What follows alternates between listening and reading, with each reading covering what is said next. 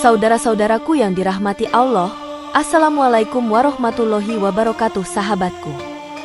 Saya sangat berterima kasih bagi sahabat yang sudah like dan subscribe. Saya doakan semoga menjadi orang yang sukses di dunia dan masuk surga di akhirat. Amin.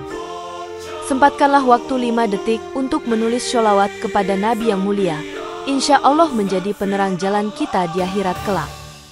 Pukiem, seorang wanita muda dari Jawa Timur yang sudah terbiasa bangun sebelum fajar untuk menunaikan sholat tahajud, menapak pelan melewati gerbang bandara King Khalid International di Riyadh sambil mengucap, Bismillah, karena ia sadar bahwa perjalanan ini akan menjadi awal dari perjuangan besar dalam hidupnya.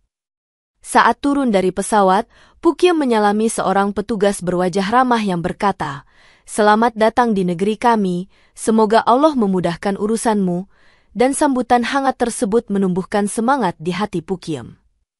Meskipun udara kering dan panas langsung menyergapnya, Pukiem tetap mengangkat kedua tangannya untuk berdoa, memohon kepada Allah agar diberi kekuatan dan keistiqomahan dalam bekerja sebagai TKW di negeri Timur Tengah ini.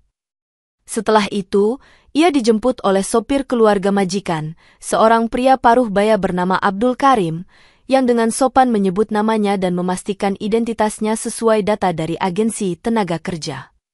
Dalam perjalanan menuju kediaman majikan, Pukiem dengan ramah bertanya, Pak, apakah jarak rumah majikan saya jauh dari Masjidil Haram? Dan Abdul Karim menjawab, kita berada di Riyadh, jaraknya cukup jauh dari Makkah, tetapi insya Allah engkau bisa menunaikan umroh jika diberi kesempatan. Setibanya di rumah mewah bercat putih berhias pilar-pilar kokoh, Pukiem disambut oleh Nyonya Fatimah yang segera memberi instruksi pekerjaan, mulai dari membersihkan ruang tamu hingga merapikan kebun kecil di halaman belakang. Mendapat tugas yang cukup banyak, Pukiem menanggapinya dengan senyum tulus dan berkata, Insya Allah Bu, saya akan berusaha sebaik mungkin agar tidak mengecewakan, sembari mengikat ujung kerudungnya lebih kuat. Malam harinya, Pukiem menunaikan sholat Isya di kamar yang telah disediakan untuknya, lalu mengambil Al-Quran kecil yang dibawanya dari Indonesia untuk membaca beberapa ayat sebagai pengantar tidur. Keesokan paginya, sebelum memulai pekerjaan, ia sempat menelepon ibunya di kampung untuk mengabarkan bahwa dirinya sudah tiba dengan selamat dan meminta doa agar segala urusan dimudahkan. Dengan semangat baru dan keyakinan bahwa Allah selalu menolong hambanya yang berusaha, Pukiem memulai hari pertamanya bekerja sebagai asisten rumah tangga di kediaman keluarga bangsawan Arab yang tampaknya sangat terpandang di masyarakat Riyadh. Beberapa bulan berlalu dengan segala rutinitas yang berjalan lancar, hingga pada suatu malam, terdengar suara gaduh di halaman belakang, di mana sebuah bayangan pria misterius meloncati pagar rumah. Mendengar kegaduhan tersebut, Pukiem segera keluar sambil membawa senter dan ia berseru, Siapa di sana? Tolong jangan berbuat keributan. Namun pria itu keburu kabur tanpa meninggalkan jejak. Ketika sang majikan, Tuan Khalid, datang untuk memeriksa keadaan, ia justru curiga bahwa Pukiem sedang menyembunyikan seseorang dan menuduhnya melakukan hal yang tidak pantas. Bagaimana mungkin seorang wanita asing bisa mengundang pria masuk tanpa sepengetahuan kami?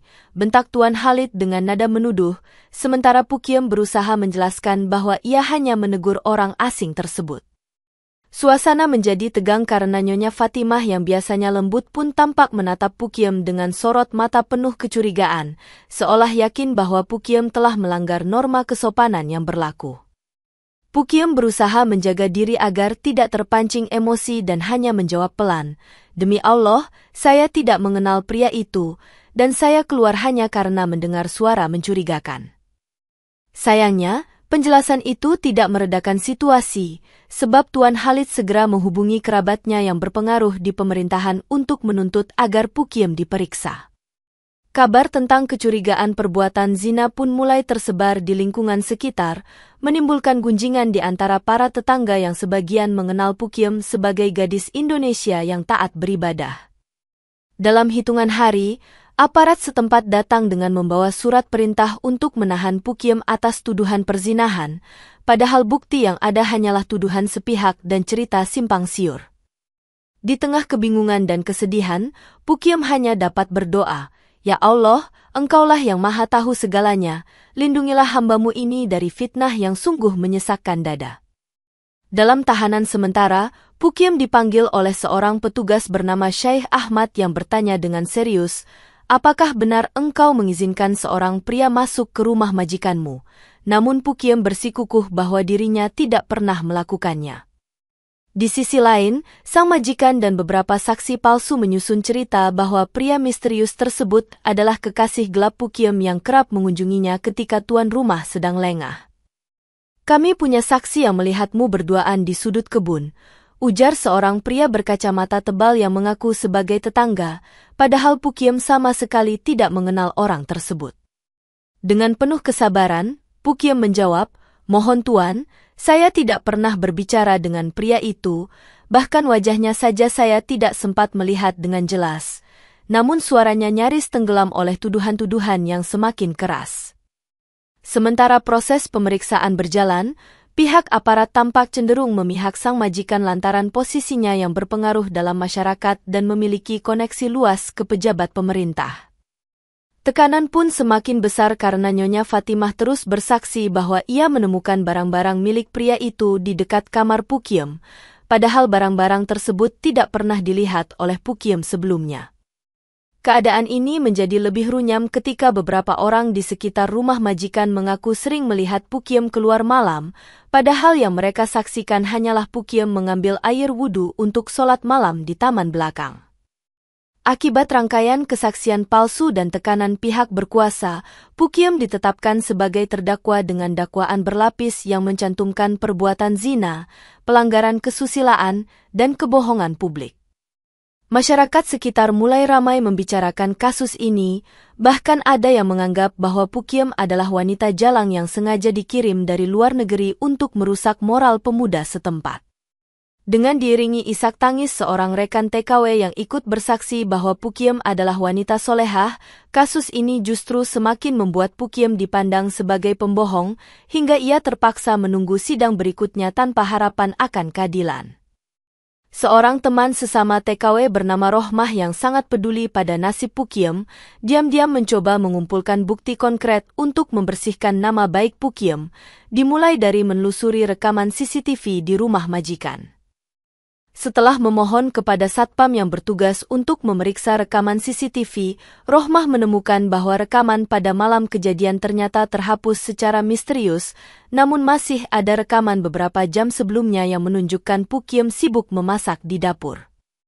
Ini bisa membuktikan bahwa Pukiem sebenarnya berada di dapur dan tidak menerima tamu siapapun, ujar Rohmah dengan semangat sambil berusaha menyalin potongan rekaman tersebut ke dalam flash disk.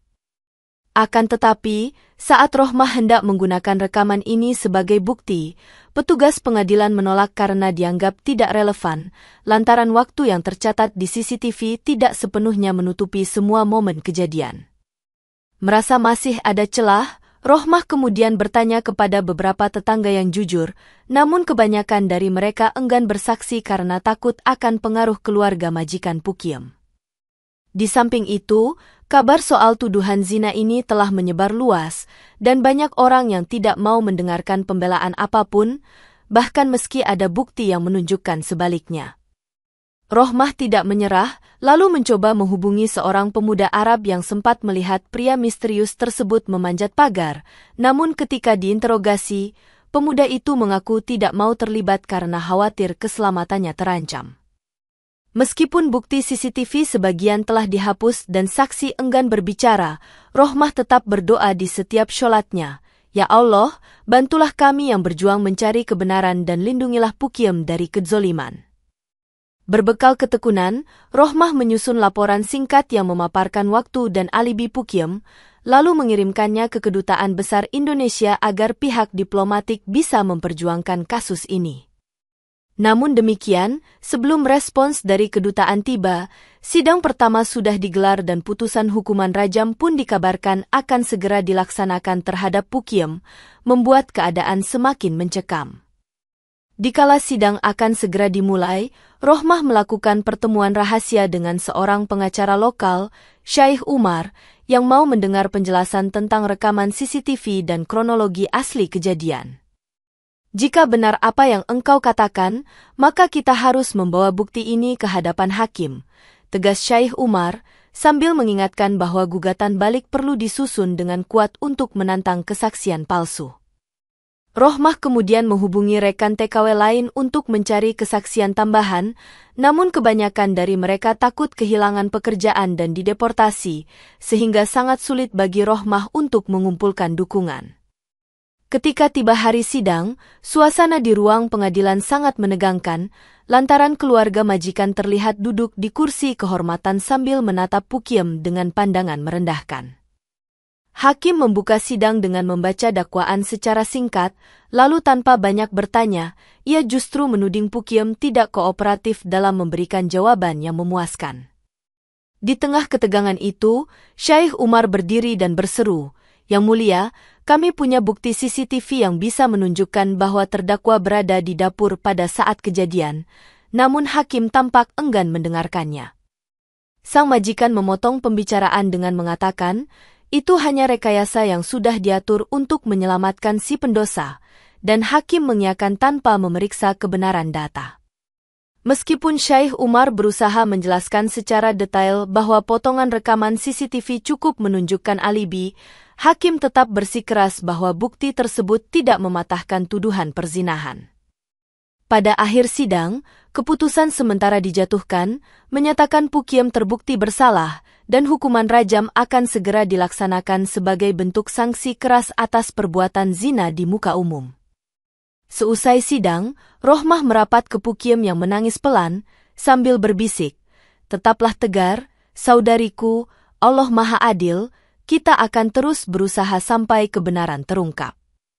Keesokan harinya, suasana halaman penjara sudah dipenuhi oleh warga yang menanti eksekusi, di mana mereka berkumpul dalam kerumunan besar sembari membicarakan kemungkinan dosa yang dituduhkan pada Pukiem. Ketika Pukiem dihadapkan ke depan pengadilan terbuka, ia hanya dibolehkan berbicara singkat, tanpa diizinkan menjelaskan detail alibi maupun membantah tuduhan yang dilimpahkan padanya. Kiai Hussein, seorang ulama Indonesia yang kebetulan berada di Riyadh, mencoba mendekati petugas keamanan dan berkata, "Mohon berikan waktu bagi kami untuk menjelaskan duduk perkara dengan bukti yang ada," namun permintaannya ditolak tegas.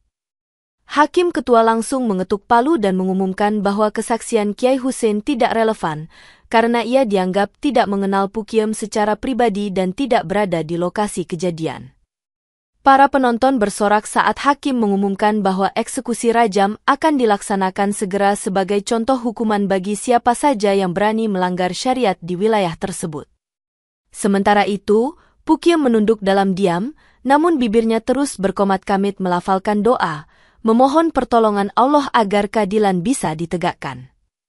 Ada beberapa wanita Indonesia lain yang hadir di antara kerumunan, mencoba menutup wajahnya karena takut terlibat masalah, tetapi mereka tak kuasa menyembunyikan kesedihan saat melihat Pukiem akan dieksekusi. Seorang petugas pengadilan mengikat tangan Pukiem dengan tali, lalu mempersiapkan tempat khusus untuk eksekusi rajam di tengah lapangan, membuat suasana kian mencekam. Dalam hati kecilnya, Kiai Hussein masih berharap ada keajaiban, karena menurutnya jika Pukiem benar-benar tak bersalah, Allah tidak akan membiarkannya binasa dengan cara yang zolim. Namun, upaya apapun untuk mengintervensi jalannya hukuman tampaknya tak digubris, karena pihak pengadilan telah memutuskan bahwa rajam harus segera dilaksanakan sesuai vonis yang telah dibacakan. Saat Algojo hendak melemparkan batu pertama, semua hadirin menahan napas, lalu terdengar bunyi keras seperti batu menghantam lantai ketika tiba-tiba batu itu terlepas dan pecah berkeping-keping sebelum menyentuh tubuh Pukiem. Kerumunan sontak terkejut, banyak yang mengucap takbir, Allahu Akbar, karena belum pernah mereka menyaksikan kejadian di mana batu eksekusi hancur dengan sendirinya. Seorang pria di barisan penonton berkata pelan, "Astagfirullah, ini mungkin tanda bahwa dia tidak bersalah." Namun pendapat itu langsung dibalas oleh orang lain yang berteriak, "Jangan tertipu, ini mungkin sihir." Hakim ketua tampak gelisah dan segera memerintahkan Algojo agar mengambil batu lain, dengan harapan kejadian aneh itu hanya kebetulan yang tidak menandakan apa-apa. Di tengah kericuhan, Kiai Hussein mendekati seorang aparat dan mengatakan, "Izinkan saya menengahi, karena ini mungkin pertanda dari Allah," namun ia kembali diusir, bahkan hampir diancam dengan senjata. Algojo kedua tampil membawa batu yang sedikit lebih kecil, melemparkannya dengan sekuat tenaga, namun lagi-lagi batu itu hancur berhamburan tanpa pernah mengenai tubuh Pukiem. Warga yang menonton mulai berbisik-bisik, mungkinkah ini yang disebut ilmu rawa rontek, seperti cerita para musafir dari Nusantara, dan segera rumor itu menyebar dengan cepat. Pukiem tetap diam dalam posisi tertunduk, tetapi tangannya yang terikat tidak menampakkan cedera sedikit pun, menimbulkan tanya besar di kalangan penonton. Hakim ketua terlihat panik, lalu meminta waktu sejenak untuk berunding dengan para hakim lain, sementara suasana di lapangan menjadi semakin gaduh. Beberapa orang menyesalkan mengapa tidak dilakukan pemeriksaan ulang, tetapi mayoritas tetap bersikeras bahwa hukuman harus dilanjutkan demi menjaga kehormatan syariat di mata publik. Setelah perundingan singkat, para hakim memerintahkan Algojo untuk mencoba menggunakan batu yang jauh lebih besar, yang diangkut dengan bantuan beberapa orang sekaligus, dengan harapan kali ini eksekusi bisa berjalan lancar. Penonton bersorak gemuruh saat melihat bongkahan batu raksasa diletakkan di depan arena, sementara sebagian lain malah bergetar ketakutan menyaksikan pemandangan yang mencekam.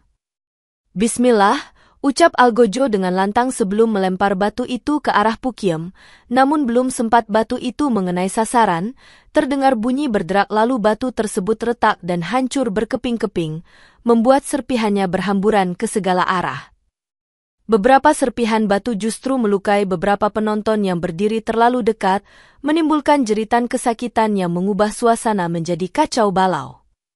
"Allahu Akbar," batunya lagi-lagi hancur, teriak seorang pria yang lalu terdiam ngeri melihat luka di tangannya akibat percikan serpihan batu tersebut.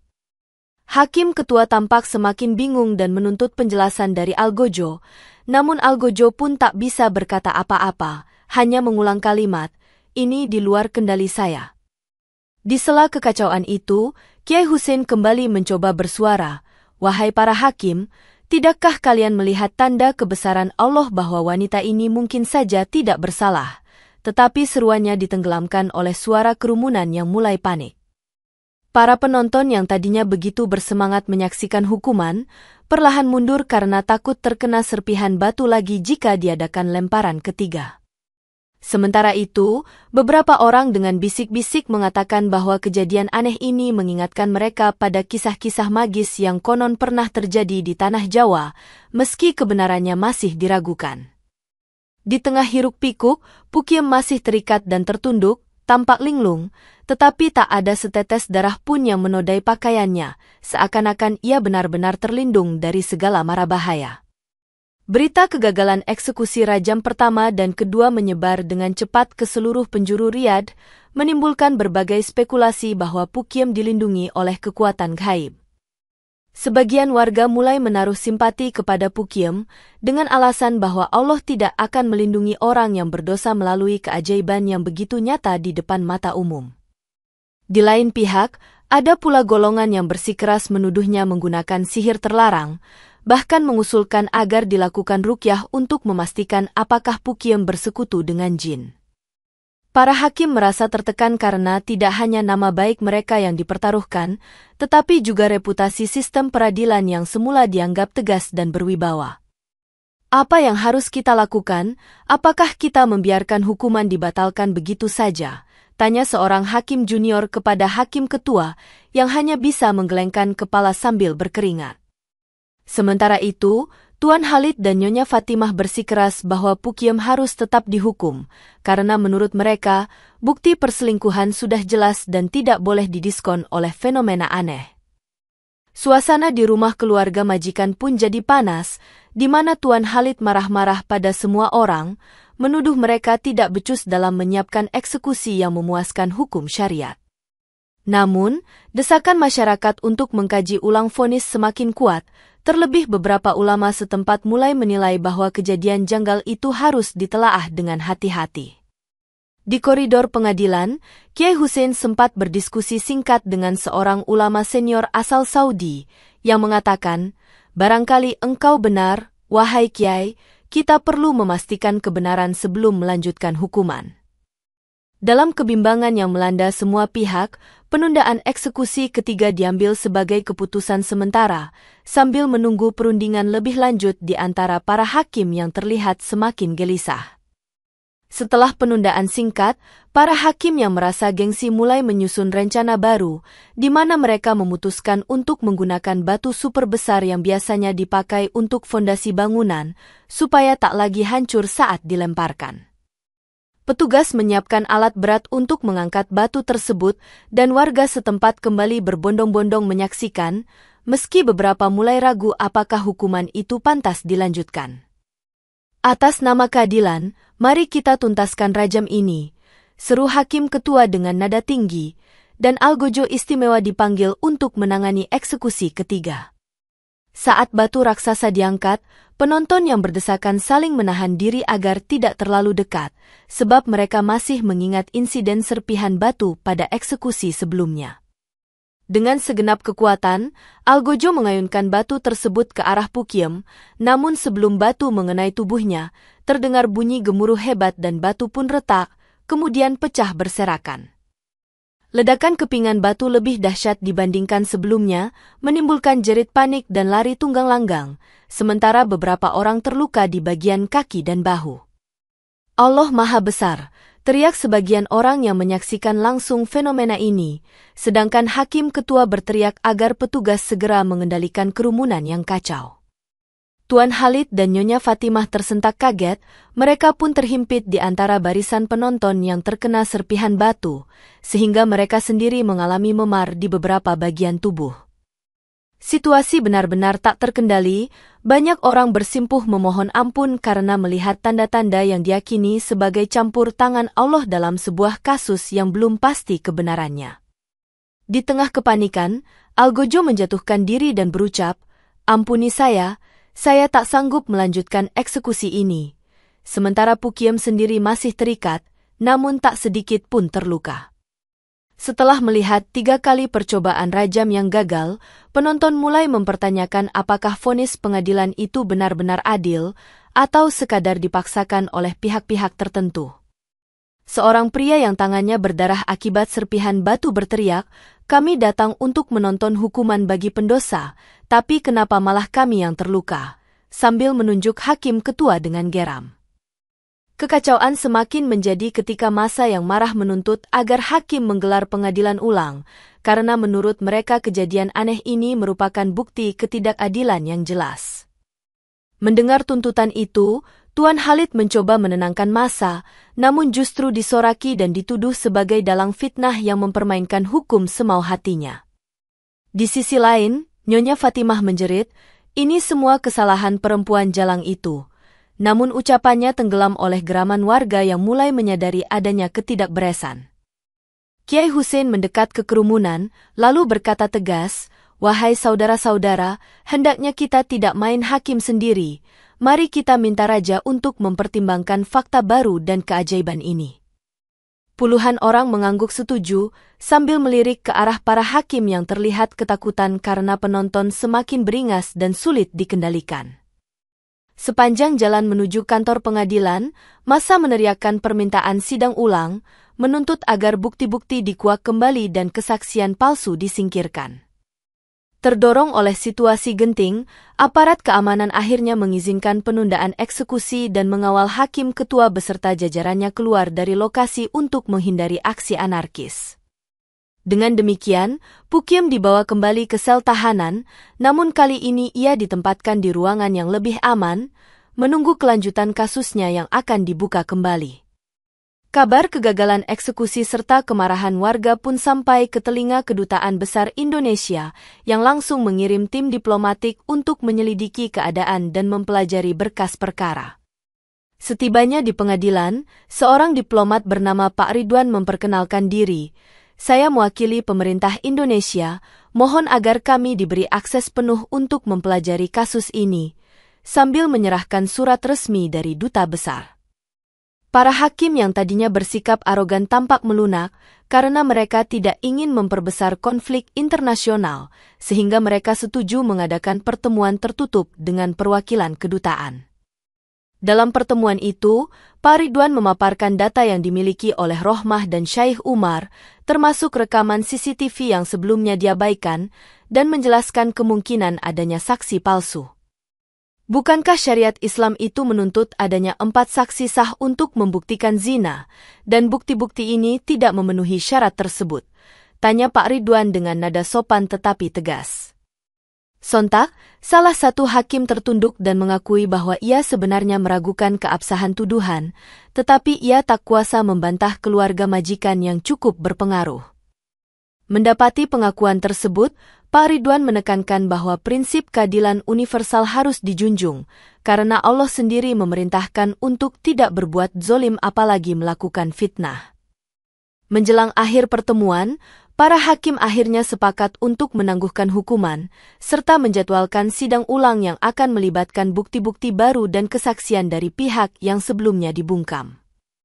Hal ini disambut lega oleh Pak Ridwan, yang kemudian mengatakan, "Kami akan terus mengawal kasus ini, karena Pukiem adalah warga Indonesia yang berhak mendapatkan pembelaan sampai tuntas." Dengan demikian, pintu harapan untuk menegakkan kebenaran kian terbuka, meski ancaman dari pihak keluarga majikan masih bergulir di luar sana. Sebelum sidang ulang dimulai, beberapa hakim yang terlibat dalam proses sebelumnya dilaporkan jatuh sakit, di mana salah satu dari mereka menderita kebutaan mendadak yang tidak dapat dijelaskan secara medis. Kabar ini membuat masyarakat bergunjing bahwa azab Allah telah menimpa mereka yang menghakimi tanpa dasar keadilan, meski sebagian lainnya beranggapan bahwa ini hanyalah kebetulan biasa. Hakim ketua sendiri mulai merasakan sakit di kakinya dan sulit berjalan, padahal sebelumnya ia sangat bugar dan tampak sehat di usia paruh bayanya. "Apakah engkau sadar bahwa ini mungkin peringatan dari Allah, karena kita menzolimi seorang wanita tak bersalah?" bisik hakim junior kepada hakim ketua di ruang istirahat pengadilan, namun hakim ketua hanya menatap kosong. Sementara itu, keluarga majikan juga mendapat cobaan dengan terjadinya insiden kebakaran kecil di gudang rumah mereka, walau tidak menimbulkan korban jiwa, namun cukup mengguncang mental Nyonya Fatimah. Beberapa ulama di Riyadh mulai mengingatkan masyarakat melalui ceramah-ceramah bahwa fitnah adalah dosa besar dan kezoliman tak akan dibiarkan oleh Allah tanpa balasan. Di depan masjid, Kiai Hussein didatangi beberapa orang yang menyesal karena pernah menuding Pukiem sembarangan, dan mereka memohon maaf, berharap turut menebus kesalahan mereka. "Semoga Allah menerima taubat kalian dan membukakan jalan kebenaran," jawab Kiai Hussein dengan lembut, lalu menganjurkan mereka untuk menjadi saksi yang jujur dalam persidangan nanti. Dampak sakit dan musibah yang menimpa para hakim menyebabkan penjadwalan ulang sidang jadi tertunda, tapi hal itu memberi kesempatan lebih bagi tim diplomatik Indonesia untuk mempersiapkan pembelaan terbaik. Banyak warga yang mulai meyakini bahwa Pukiem tidak bersalah, karena keadaan demi keadaan menunjukkan pertanda bahwa manusia tidak boleh seenaknya menuduh orang lain tanpa bukti yang benar. Kabar tentang kisruh rajam dan berbagai peristiwa aneh akhirnya sampai ke istana, sehingga Raja Arab Saudi memanggil para penasihat hukum dan religius untuk membahas masalah ini secara khusus. Dalam sidang kerajaan tertutup, dibeberkan berbagai informasi termasuk bukti rekaman CCTV, ketidaksesuaian saksi, serta kegagalan eksekusi yang dianggap sebagai tanda ilahi. "Hukum Islam tak boleh dijadikan alat fitnah," ujar salah satu penasihat kerajaan, menekankan bahwa syarat-syarat pembuktian zina sangat ketat dan tidak boleh diabaikan. Raja yang bijaksana menegaskan, apabila ada keraguan, maka hukuman harus ditangguhkan, karena menegakkan keadilan wajib didahulukan daripada mempertahankan ego pengadilan. Mendengar hal tersebut, sebagian pejabat yang tadinya condong kepada keluarga majikan mulai mundur, menyadari bahwa mereka tak lagi bisa memaksakan kehendak untuk menjatuhkan hukuman tanpa bukti sah. Dalam waktu singkat, Raja mengeluarkan dekret kerajaan yang menghentikan eksekusi rajam terhadap Pukiem dan memerintahkan pengadilan ulang dengan susunan hakim baru yang lebih netral. Sebagai tambahan, Raja meminta agar pemeriksaan medis dilakukan terhadap Pukyem untuk memastikan kondisinya, mengingat ia sudah melalui situasi yang sangat traumatis. Dekret tersebut menggemparkan publik, sebagian besar rakyat memuji kebijaksanaan Raja, sementara pihak keluarga majikan hanya bisa terdiam karena tak berani menentang perintah kerajaan.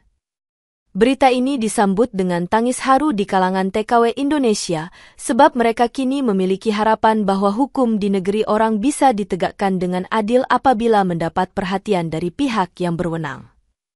Tak lama kemudian, persiapan pengadilan ulang pun dimulai, diiringi harapan besar bahwa semua fakta akan terungkap tanpa manipulasi dan intimidasi.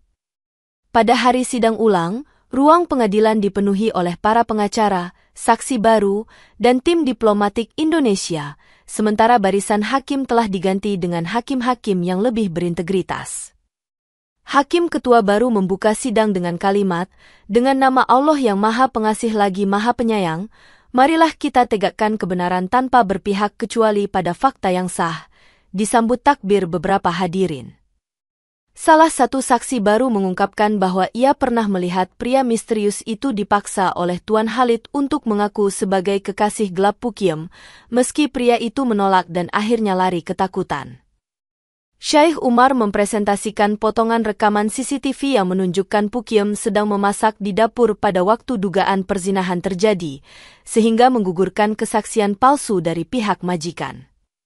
Ternyata banyak ketidaksesuaian yang terungkap, seperti perbedaan waktu dan lokasi kejadian, sehingga vonis awal terhadap Pukyem dianggap tidak memenuhi syarat hukum Islam yang benar.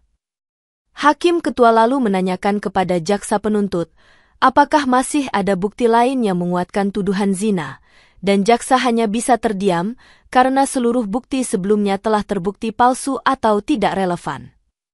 Beberapa ulama yang diundang sebagai ahli agama pun menegaskan bahwa tuduhan zina harus didukung kesaksian 4 orang yang benar-benar melihat perbuatan itu secara jelas, bukan sekadar mendengar atau menduga-duga.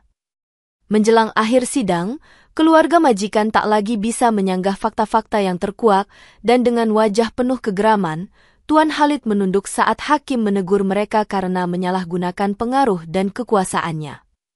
Dalam amar putusannya, hakim menyatakan Pukyem tidak bersalah dan memerintahkan agar majikan beserta saksi palsu dijatuhi hukuman denda besar serta penjara sesuai peraturan yang berlaku. Seusai mendengar vonis bebas, tangis syukur langsung pecah di kalangan TKW Indonesia dan tim diplomatik, sementara Pukyem hanya bisa bersujud di lantai pengadilan, mengucap hamdalah berulang kali. Pasca putusan bebas, Pukyem dihadapkan pada proses administrasi yang panjang untuk memulihkan nama baiknya, namun ia bersedia menjalani segala prosedur karena itu lebih baik daripada hidup dengan tuduhan yang memalukan. Raja berkenan memberikan keterangan resmi bahwa kesalahan telah terjadi dalam penerapan hukum dan menegaskan agar kejadian seperti ini tidak terulang lagi di kemudian hari. Keluarga majikan diperintahkan untuk mengeluarkan permintaan maaf kepada publik dan kepada pihak Kedutaan Besar Indonesia sebagai wujud penyesalan atas perbuatan fitnah tersebut. Selain itu, pihak pengadilan diwajibkan untuk menanggung biaya kompensasi yang cukup besar bagi Pukyem, mencakup ganti rugi moral, materi, dan biaya pemulihan psikologisnya. Di bawah perlindungan tim diplomatik, Pukyem juga mendapat fasilitas khusus untuk tinggal sementara di KBRI, agar ia terhindar dari balas dendam atau ancaman lain yang mungkin muncul. Alhamdulillah, akhirnya Allah tunjukkan kebenaran ini, ujar Rohmah, sahabat Pukyem, sambil memeluknya erat dengan penuh haru. Meskipun proses rehabilitasi nama baik ini cukup panjang, Pukyem merasa sangat bersyukur karena banyak pihak yang akhirnya memahami bahwa dirinya memang tidak bersalah sejak awal. Masyarakat Riyadh pun perlahan menerima hasil pengadilan ulang, sebagian besar menyadari bahwa manipulasi dan fitnah bisa terjadi di mana saja, bahkan di negeri yang menjunjung syariat. Kiai Hussein berujar, "Ingatlah, tiada kekuatan yang lebih besar dari kehendak Allah, dan semoga peristiwa ini menjadi pelajaran bahwa kita harus berhati-hati dalam menuduh seseorang." Di tengah suasana pemulihan, Pukiem semakin mantap untuk pulang ke Indonesia, namun dirinya dihadapkan pada kesempatan lain untuk menerima tawaran kerja yang lebih layak dengan dukungan penuh dari kedutaan. Setelah semua dokumen dan administrasi diselesaikan, Pukiem memantapkan niat untuk kembali ke Indonesia, mengingat ia telah lama merindu pada kampung halamannya dan ingin bertemu sanak saudara. Sebelum berangkat, ia menyempatkan diri berpamitan dengan Rohmah dan Syekh Umar, sambil mengucapkan terima kasih yang sebesar-besarnya karena bantuan mereka telah menyelamatkannya dari hukuman zolim. Sesampainya di Bandara King Khalid International, ia didampingi oleh staf kedutaan yang memastikan proses imigrasinya berjalan lancar, dan mereka berpesan, "Semoga perjalanan pulangmu diberkahi, dan ingatlah selalu hikmah dari semua ini." Saat pesawat lepas landas, bayangan mencekam tentang rajam dan fitnah masih terlintas di benaknya, namun ia berusaha menguatkan hati dengan memanjatkan syukur karena Allah telah menyingkap kebenaran. Ketika akhirnya menjejakkan kaki di Bandara Juanda, Surabaya, Pukiem disambut oleh keluarga yang meneteskan air mata kebahagiaan, merasa lega karena putri mereka kembali dengan selamat. "Kami selalu mendoakanmu siang dan malam, Nak," ujar sang ibu, sambil memeluk Pukiem erat, seakan takut kehilangannya lagi. Beberapa tetangga yang sempat mendengar kabar miring selama Pukiem di Arab Saudi, kini menyambutnya dengan ucapan syukur, karena kebenaran akhirnya terungkap dan nama baik Pukiem pulih. Meski terlihat letih, Pukiem segera menyalakan lampu di rumah ibunya dan membantu menyiapkan makanan, seolah menebus kerinduannya pada kehidupan sederhana yang telah lama ditinggalkannya. Tidak lupa, ia membagikan oleh-oleh dan menyampaikan cerita sepintas tentang suka dukanya di negeri orang, meski belum berani menceritakan detail tragedi rajam yang menimpanya. Di penghujung malam, keluarga dan kerabat berkumpul, mereka melakukan doa bersama, bersyukur atas kembalinya Pukiem dalam keadaan selamat dan terbebas dari segala fitnah. Hari-hari berikutnya, kisah Pukiem tersebar luas di desanya, dari mulut ke mulut, menjadi bahan pelajaran bahwa fitnah bisa datang kapan saja, dan hanya dengan pertolongan Allah lah kebenaran dapat terungkap. Banyak warga yang awalnya apatis, kini tergerak untuk lebih berhati-hati dalam menuduh seseorang, juga memperkuat keimanan agar tidak mudah terpengaruh gosip. Sebagian tokoh agama di kampung mengundang Pukiem dalam pengajian, memintanya bercerita singkat tentang proses hukuman rajam yang gagal berulang kali, sebagai bukti kekuasaan Allah. "Kami mendengar engkau selamat karena ilmu rawa rontek," ujar seseorang penasaran, namun Pukiem menjawab, "Saya hanya berdoa dan menyerahkan diri pada Allah, tidak ada ilmu apapun selain keyakinan bahwa Dia Maha Adil." Bersama sang ibu, Pukiem menghadiri pertemuan rutin ibu-ibu pengajian, di mana ia menekankan betapa pentingnya menjaga lisan agar tidak terjerumus dalam dosa fitnah. Di sisi lain, ia juga memberikan semangat bagi pemuda-pemudi yang hendak bekerja di luar negeri, agar tak lupa memperkuat iman dan selalu bersikap waspada terhadap situasi yang tidak adil. Kiai Hussein, yang telah kembali ke Indonesia, sempat singgah ke kampung Pukiem dan mengisi ceramah di masjid setempat, menegaskan bahwa keajaiban-keajaiban semacam itu hanya terjadi atas kehendak Allah semata. Ketika doa orang yang terzolimi diijabahi, maka tidak ada satupun kekuatan di dunia ini yang bisa menghalangi datangnya pertolongan Allah, ucap Kiai Hussein di hadapan jamaah yang khusyuk menyimak. Masyarakat setempat pun menjadi lebih religius, memperbaiki diri dengan memakmurkan masjid, mendirikan majelis taklim, dan memupuk keikhlasan dalam setiap perbuatan. Kisah Pukiem akhirnya menjadi inspirasi bagi banyak orang, menunjukkan bahwa sehebat apapun rekayasa manusia, pada akhirnya kebenaran akan menang, dan Allah tidak akan membiarkan hambanya tertindas tanpa pembelaan. Kiai Hussein, yang dulu berusaha keras menghentikan hukuman rajam terhadap Pukiem, kini rutin berceramah di berbagai pondok pesantren di seluruh Nusantara, menyampaikan ibrah penting dari pengalaman tersebut. Dalam salah satu ceramahnya, ia mengenang, "Saat itu, saya melihat langsung bagaimana batu-batu besar hancur sebelum menyentuh tubuh Pukiem, seolah ada penghalang yang tak kasat mata." Pendengar dibuat tertegun ketika Kiai Hussein menambahkan, "Saya yakin betul, Tidak ada ilmu aneh atau jimat khusus yang melindunginya, melainkan semata-mata keadilan dan kasih sayang Allah. Seruan dakwah Kiai Husein pun meluas. Ia menjalin kerjasama dengan Lembaga Perlindungan TKW agar para buruh migran mendapatkan pendidikan hukum dan agama yang memadai sebelum bekerja di luar negeri. Islam mengajarkan kita untuk selalu menuntut ilmu, termasuk ilmu hukum agar kita tidak dipermainkan oleh fitnah dan ketidakadilan, tutur Kiai Husein pada sebuah forum di Surabaya. Berkat kisah ini, lembaga dakwah di berbagai daerah menggagas diskusi dan seminar tentang perlindungan hak-hak pekerja, khususnya wanita, dan bagaimana menghadapi ancaman fitnah di perantauan. Masyarakat pun makin mengenal pentingnya prinsip praduga tak bersalah, serta perlunya penegakan syariat yang benar-benar sesuai dengan tuntunan Allah dan Rasul-Nya, bukan sekadar formalitas atau tekanan pihak berkuasa. Pada setiap akhir ceramahnya, Kiai Husein senantiasa berpesan, jangan takut berbuat benar, karena Allah selalu dekat dengan orang yang menegakkan kebenaran. Banyak santri yang terinspirasi untuk kelak menjadi pembela kaum tertindas, menganggap kisah Pukiem sebagai pengingat betapa keadilan seringkali perlu diperjuangkan dengan susah payah. Sebelum melanjutkan perjalanan dakwahnya, Kiai Husein sempat sowan ke rumah Pukiem untuk sekadar bersilaturahmi, menegaskan bahwa persaudaraan seiman harus tetap terjaga dimanapun berada. Pukiem, yang kini kembali hidup sederhana di desanya, sering didatangi orang-orang dari berbagai kalangan untuk menanyakan langsung tentang kisah menakjubkan di Riyadh, meski ia selalu merendah dan menyatakan bahwa semua itu adalah kehendak Allah. Dalam percakapan dengan seorang pemuda yang penasaran, Pukiem menuturkan, "Saya hanyalah hamba biasa, tidak punya ilmu rawa rontek, saya hanya percaya bahwa doa di saat terzolimi pasti didengar oleh Yang Maha Kuasa." Berkat pengalaman pahit itu, ia merasa lebih dekat dengan Allah dan menjalani kehidupan sehari-hari dengan penuh rasa syukur, mengingat betapa besar nikmat kebebasan yang selama ini sering dilupakan orang. Meski tidak lagi berminat bekerja di luar negeri, Pukiem menyalurkan bakatnya dengan membuka warung makan di depan rumah, di mana ia mempekerjakan beberapa tetangga yang membutuhkan, membuktikan semangat kebersamaan. Setiap kali mengingat penderitaan di penjara, tuduhan zina, dan kegagalan hukuman rajam yang mengerikan, Pukiem bersujud seraya berucap, "Alhamdulillah, Engkaulah pelindung hamba-Mu dari segala fitnah."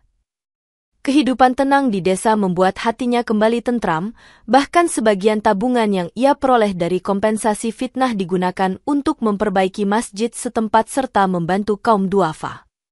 Cerita tentang batu-batu yang hancur sendiri tetap menjadi bahan diskusi di warung kopi, meski kebanyakan warga akhirnya sepakat bahwa hal itu adalah pertanda Allah menampakkan kuasa-Nya untuk menegakkan keadilan. Sesekali, tamu dari luar desa datang untuk mewawancarai Pukiem, bahkan ada yang ingin menulis buku, namun ia menolak dipublikasikan berlebihan karena takut menimbulkan fitnah baru. Di akhir kisah, Pukiem meyakinkan siapapun yang bertanya bahwa Allah adalah sebaik-baik pelindung, dan hal ini wajib diimani dengan sungguh-sungguh oleh setiap muslim dimanapun berada. Dengan ridho dan rasa syukur, Pukiem menutup lembaran masa lalunya, sembari terus mengingatkan orang sekitar bahwa tak ada tempat berlindung yang lebih aman selain berada di dalam naungan rahmat dan keadilan Allah.